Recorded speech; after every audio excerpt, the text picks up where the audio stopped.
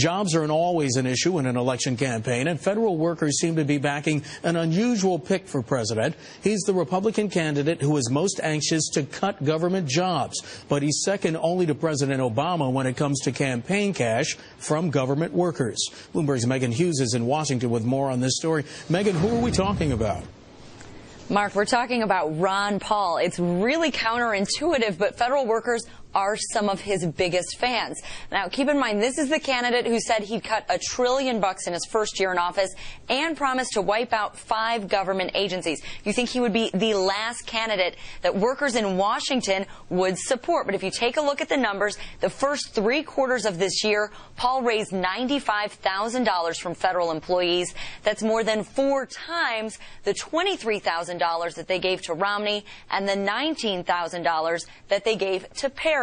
Now, that is still less than the $213,000 that President Obama raised from those workers. But University of Maryland Dean Don Kettle calls federal workers' support of Ron Paul a paradox.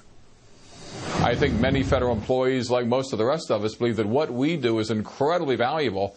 Can't imagine anybody would really want to cut their programs, that if we start cutting waste, it would be somebody else's.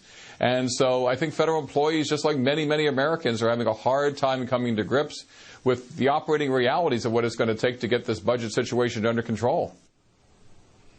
Now, Ron Paul has done pretty well at fundraising across the board. His campaign raised more than $12 million in the first 3 quarters of the year. That places him third among the Republican field.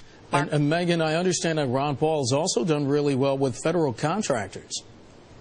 Yeah, and, you know, this one's also a little counterintuitive when we're talking about all of these cuts that he has planned. Also, as a congressman, he opposed the Iraq war. So, you know, of course, defense contractors, some of the biggest beneficiaries there. But nonetheless, they plowed more money into his campaign than any other GOP candidate. He raised almost $77,000 from employees of the top 50 government contractors. By comparison, Romney raised under $66,000. Perry just over $16,000. Also kind of interesting and worth pointing out, active duty personnel in the Army and the Air Force also gave more money to Paul than any other candidate.